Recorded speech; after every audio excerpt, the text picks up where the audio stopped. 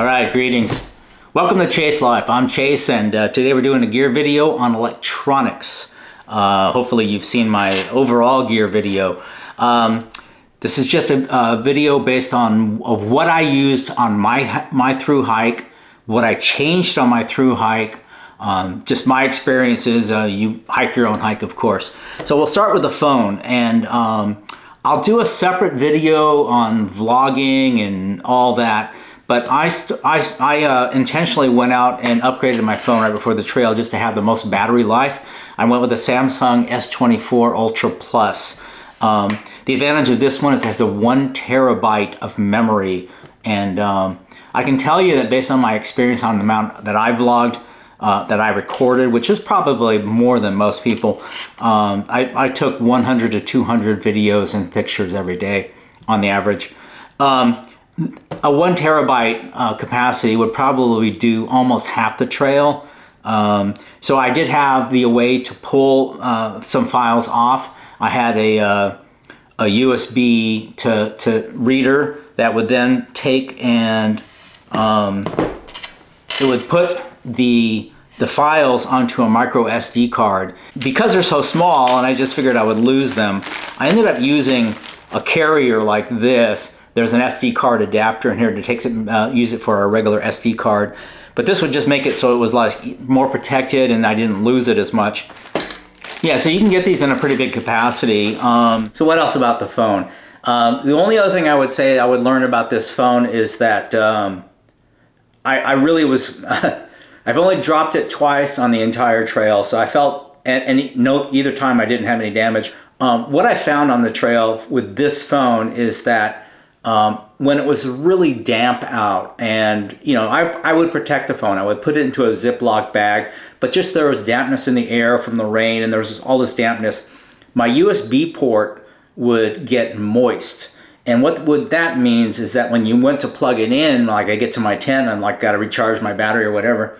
I go to plug in my battery bank into the phone, and it would then give me a message saying, you can't charge now, immediately pull out your cable, this big warning thing, and that you should use a hair dryer right now to dry it out, which of course I don't have on the trail. So I did replace the phone cover with this one from OtterBox. It's a little spendy and maybe a little thicker than I would have liked, but it has a door that covers up the USB port, and you can easily open it and just close it again.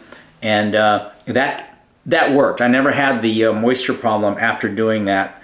So that's the phone, and I'm really happy with the phone and everything about it throughout the trail. Right, so we did start with some cords, and I started out with just using a couple of these.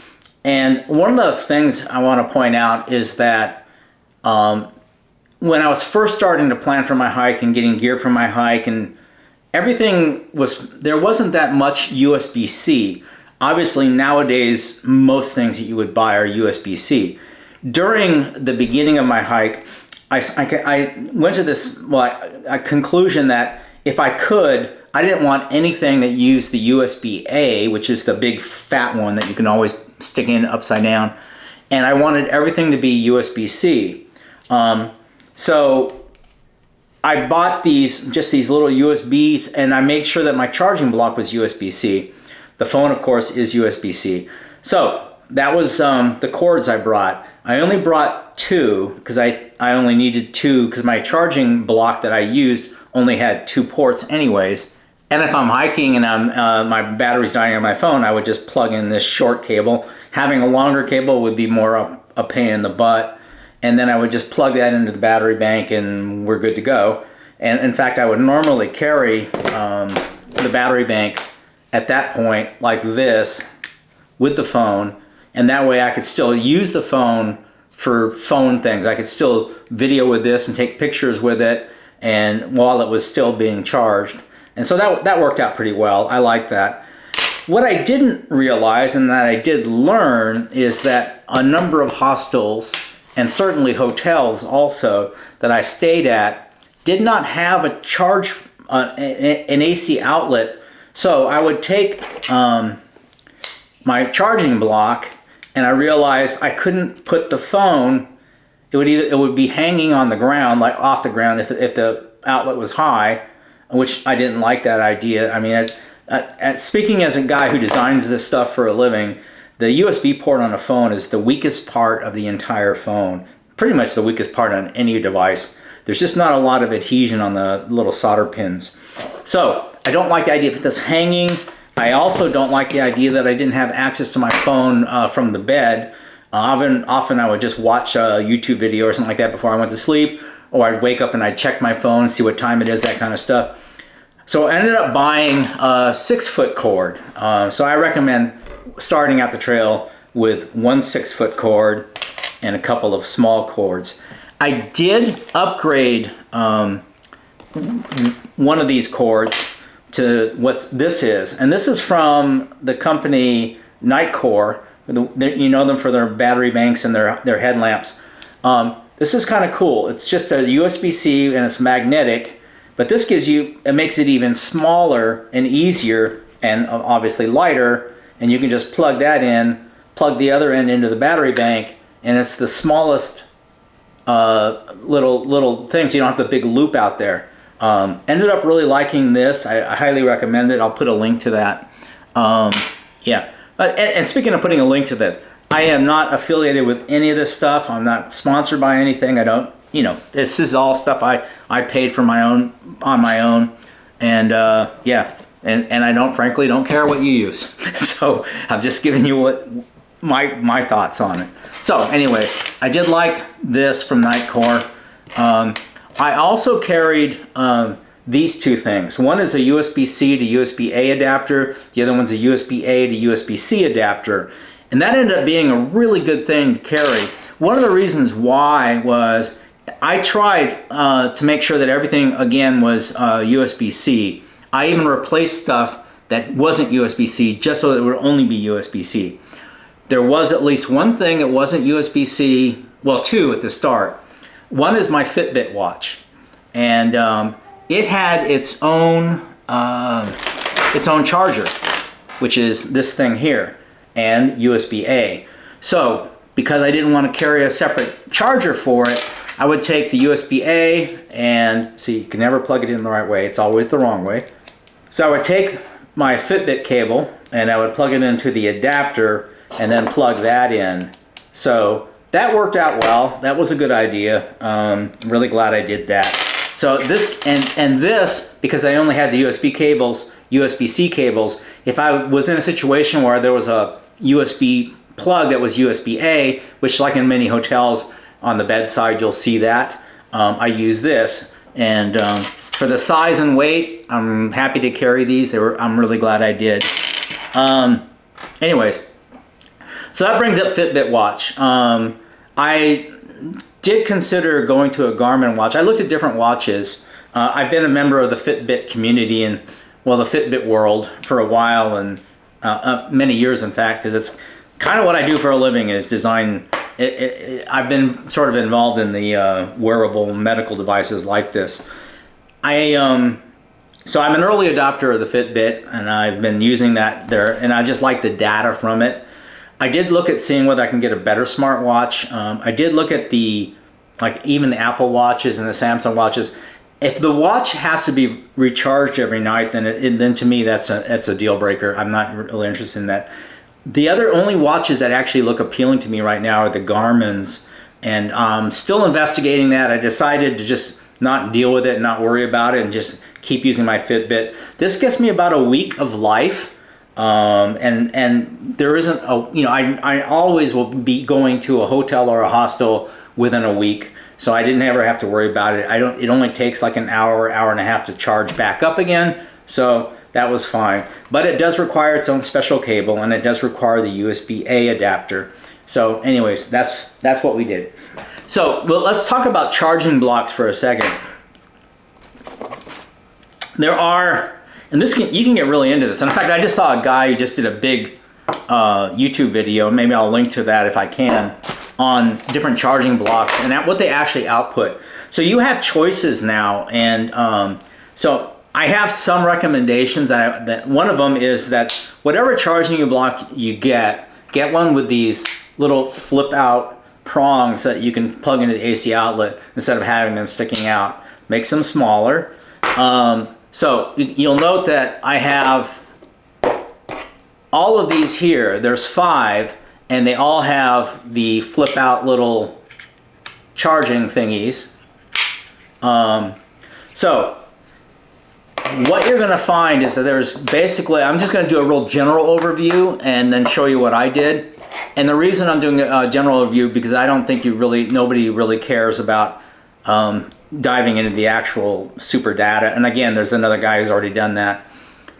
There are different types of technology with chargers, though. There's and you'll see that out there. There's a thing called GAN, G-A-N, and they have different wattages. So does that matter? Well, if you're plugged in at a place, let's say you go into town and you're at a restaurant and that's your only time you're recharging, you want something quick. But quick means more weight. There is just a trade-off there. So what do? Like for an example, let me show you. This is a slow charger. This is kind of the ones that you would have got maybe 5 years ago. And but it's 1.7 ounces. It's kind of nice because it has the USB-A and the USB-C, which kind of gives you the flexibility. This is a super heavy-duty one. It's very fast. I think it goes up to 60 watts. It has 2 USB-Cs and 1 USB-A, which is kind of overkill, but it's 4 ounces. And again, you know, I'm kind of a Grammy weenie, so it matters to me. Here's one from a company called Mokin. And this is just available on Amazon. It's got 2 USB-Cs, and I think this is like 45 or 60 watts, and it's 2.4 ounces. This one is from Anker. This is an older one that I've had laying around here. It's just got the USB-C A's, 2 USB-A's, and it'll work, but I don't think it's a very fast one, and you'll know that because the electronics in it isn't very heavy. It's 1.3. This is the one I ended up taking. This is from a company called Izani or something like that. I-Z-A-N-I. I quite like it. It was like 45 watts. It had 2 USB-C ports, and that's pretty much all I needed. And this one actually weighs 2.2 ounces. So to me, it was a good trade-off. Slightly heavier, but not as heavy as some of the other ones, and yet it gave me 2 ports. I did use 2 ports often. Could I have used 3? Sure. But I was able to use 2, and that was all that I really needed, and that worked for me. I'll go into what I charged and why. So when I got to a hotel or a hostel, I would find that, again, I don't have to charge my Fitbit but once a week. But when I did, I would just do it for like an hour and a half. Sometimes I would charge the Fitbit if I was doing that while I was taking a shower and doing some other things, and it would be done. If I had to charge other things like my headlamp or my headphones or my Garmin InReach, those all also would be charged within an hour or so. They didn't take long. So I did those before I went to sleep at night. When I would go to sleep, I would plug in 2 things. I would plug in my battery banks or bank, and I would plug in my phone itself, so that in the morning my battery bank would be full and my phone would be full. Having only 2 ports though kind of goes into a change I had to make on my battery banks. So let's talk about battery banks for a second. I started out with 2 of these Nitekores. These are nice. They were great. They have a lot of nice features. These are the other earlier generation because they have the USB-C and the USB-A. They worked well. These are 2 10,000 milliamp hour batteries. Because I carried 2, I put stickers on them so I would know which one. You don't want to mix them up and keep them separate, and you know which one you've charged and which one doesn't need charging. The advantage, and other people have said this, the advantage of having 2 10,000 is should you have a failure, you always have one other one. But I'll tell you the disadvantage. When I go to sleep at night, I couldn't plug both of them in and my phone. That would be 3 things into my charging block.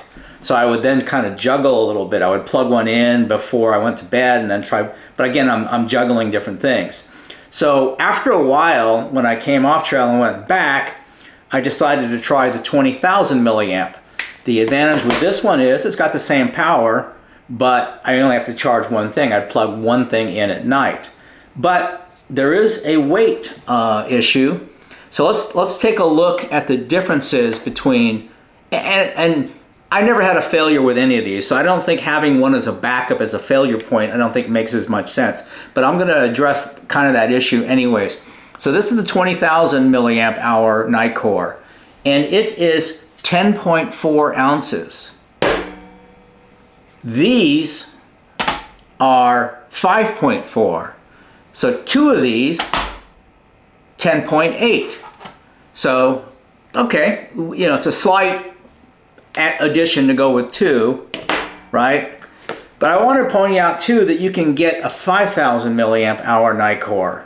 It has one USB-C port on it, and it only weighs 3.1 ounces.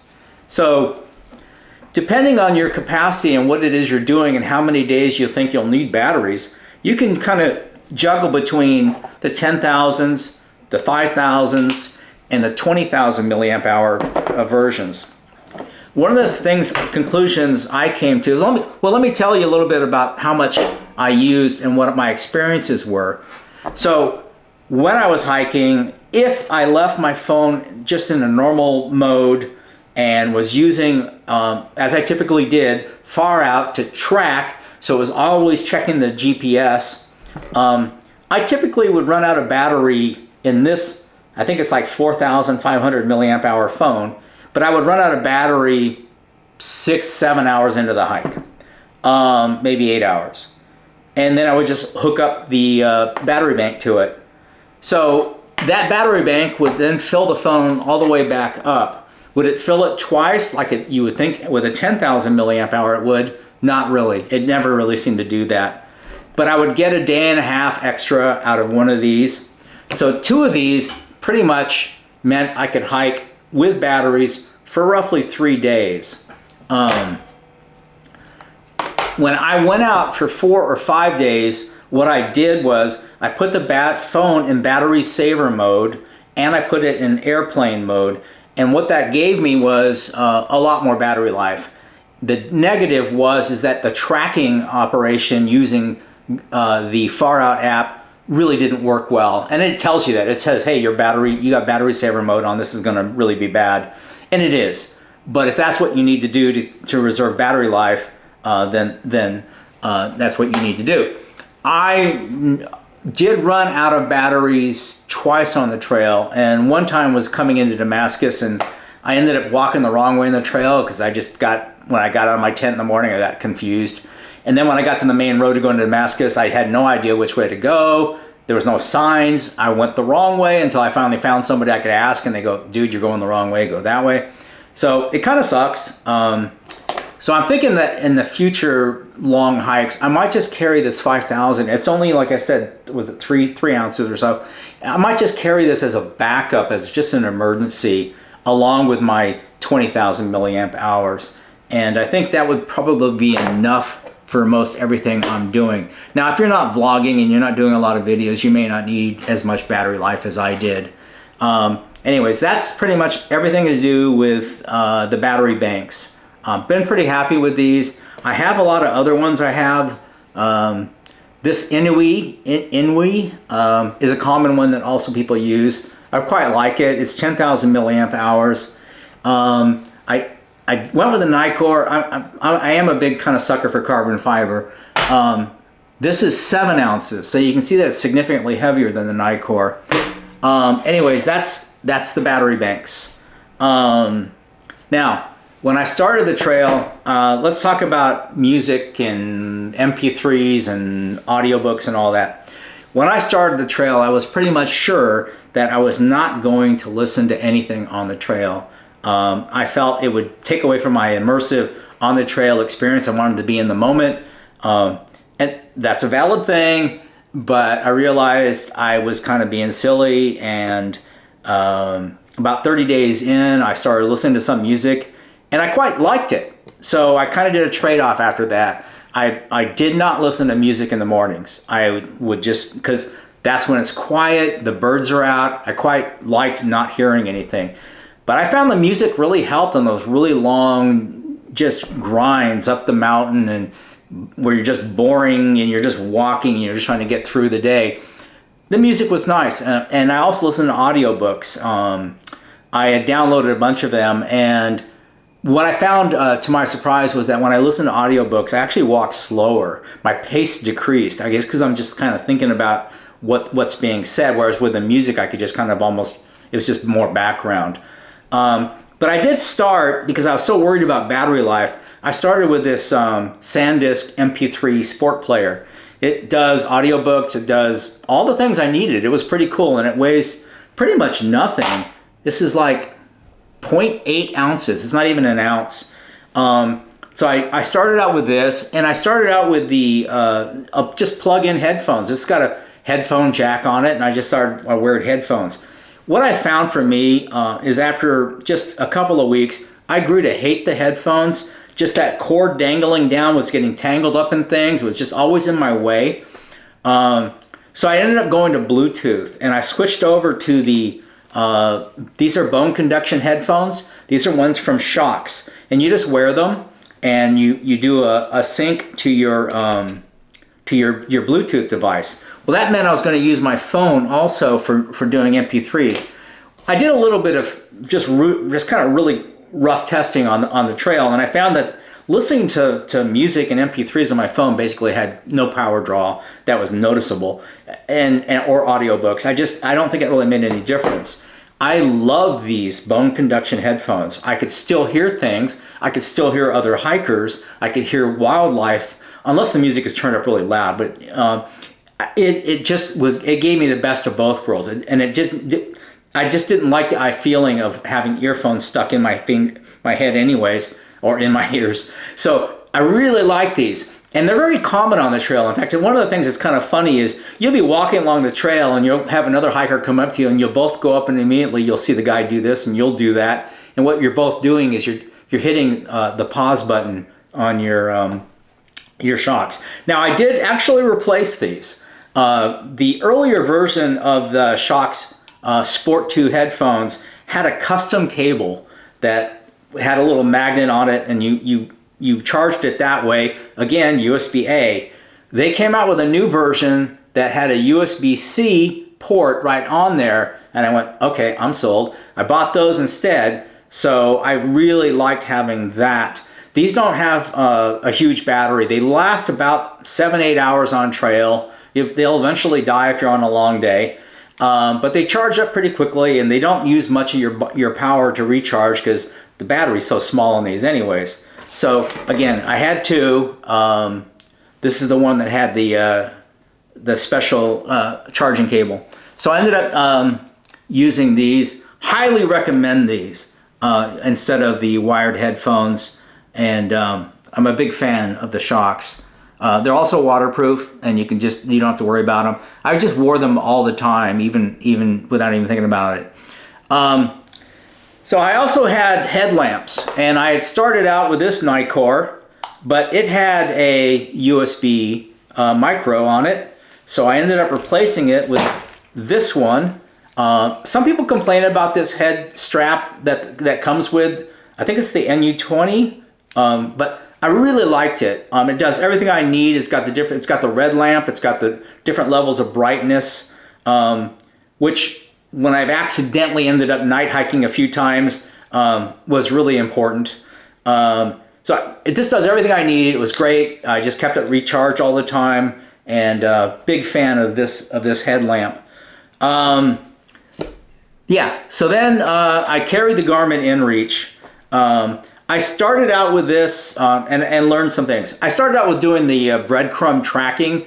You can set different timing intervals. I set it for 10 minutes, which seemed like a good trade-off, thinking people might want to follow along. I don't think people really care that much that they keep track of where you are minute by minute. Now, maybe you have a loved one back home that does. My wife is not that worried about me. So, and you have enough cell service that you could text, hey, I'm at the shelter, whatever. There was only some nights that you didn't have cell service. Most of the time, you'll get cell service at some point. I ended up not really keeping this turned on and logging where I was. But I did learn one thing that's really important. This thing's always syncing to satellites. If you're inside, if you're in a building, if you're in a shelter that doesn't have a clear view to satellites, you will suck the batteries out of this really quickly. Like overnight, the batteries will be dead the next morning. So turn it off when you get off trail and turn it back on when you get on trail. Or if you're like me, you just don't ever turn it on. And I just use this as an emergency backup. This is basically if I fell and needed help, that was there. Never ever used it, but that was the insurance program that I carried. I'm thinking about looking into whether I can get a Garmin watch that kind of does replace both the Fitbit and the InReach. And I think I saw one that had at least one of the models that had emergency SOS and satellite signals.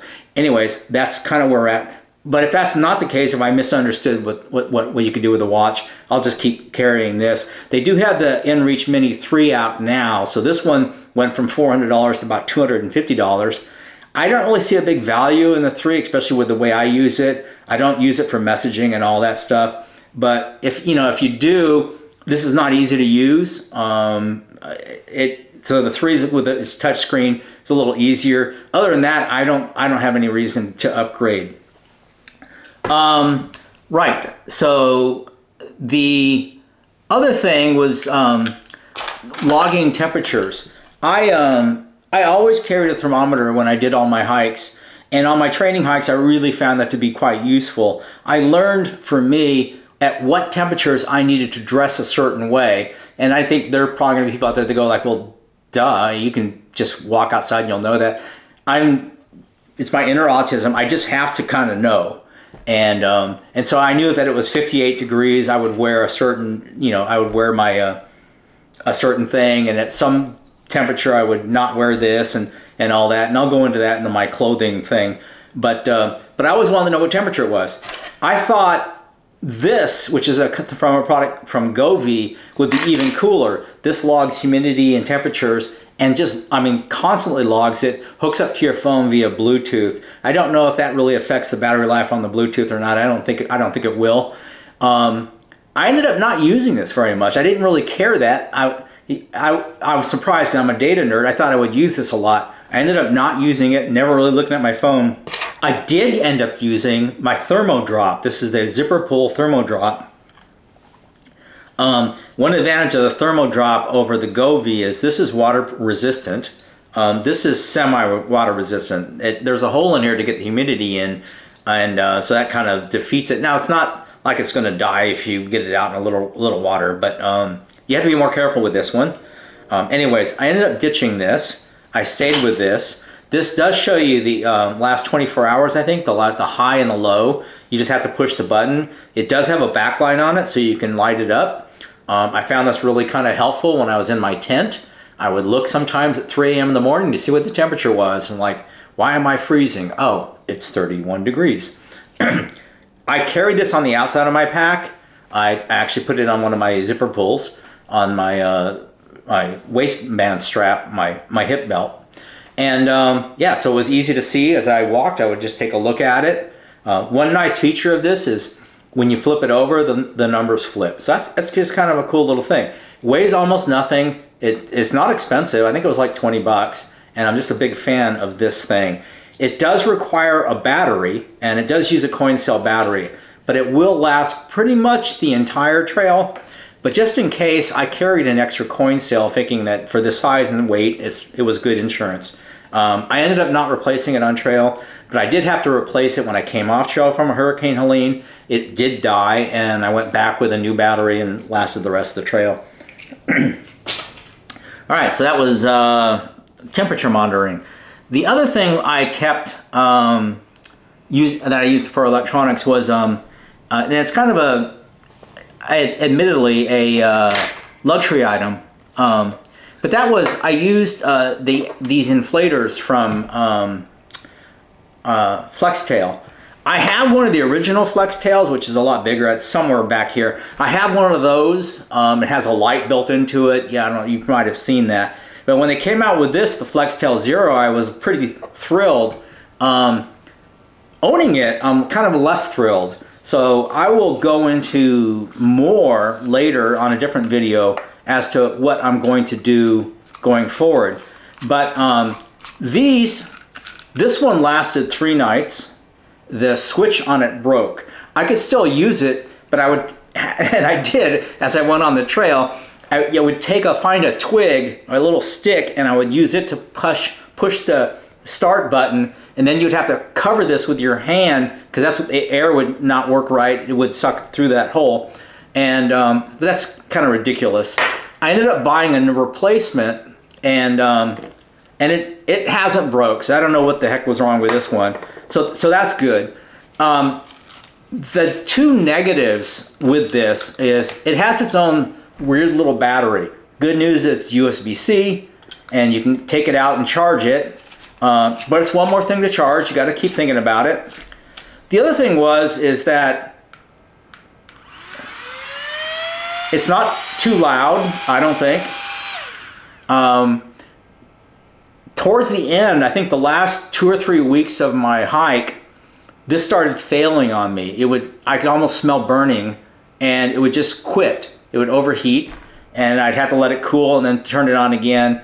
And you know, inflating your pad is not that big of a deal. And if you get something like this just to make it easy, it's not easy. Well, that's kind of annoying. So like I said, I ended up replacing this. On my future hikes, I'm going to have a different pad inflator, and I'll do a separate video on that. But these were the ones I had went with, and other than the failing and the breaking, they were great. I have inflated pads with my mouth, and I have inflated pads with that little the bag that you get that you attach. It's not too bad, but again, it takes up more room, it's more weight, and I just didn't want to deal with it. I'm not a big fan. I don't really care how long it takes to inflate. I'm not in a big rush when I get to my tent setup. So, you know, but if it takes 3 minutes and I can go do something else while it's inflating, then I'm happy that I could do that and not sitting there just blowing it up after a long, hard day of hiking. Anyways, a fan of having electrical powered inflating, not a fan as much of the Flextails. So again, this is probably a longer video than I really wanted it to be, but I had to cover all the different things. I'll do a separate video on, like I said, on the inflators. I'll do a separate video, I think, on everything I knew about vlogging and editing and videos on trail and using my tripods and all that stuff in a separate video also. Yeah, again, if you made it this far, I always say that because I know there's a good number of people kind of go like, screw this. But if you made it this far, thank you. I appreciate it. I really do. And I appreciate, you know, just as a general note, I really appreciate everybody that watches and comments and hits the like button, that subscribes, that follows along. Yeah, and I'm glad you're sticking with us, because you know, we're going to be doing some more stuff, and there's going to be more videos coming out, and including that controversial "What the heck did I spend?" video. So look forward to that. Again, I'm scared to actually upload that one. Yeah, and then, you know, we'll transition to more hiking, and when you'll see us out on the PCT. Yeah. So again, thanks. Talk to you guys again soon. Bye.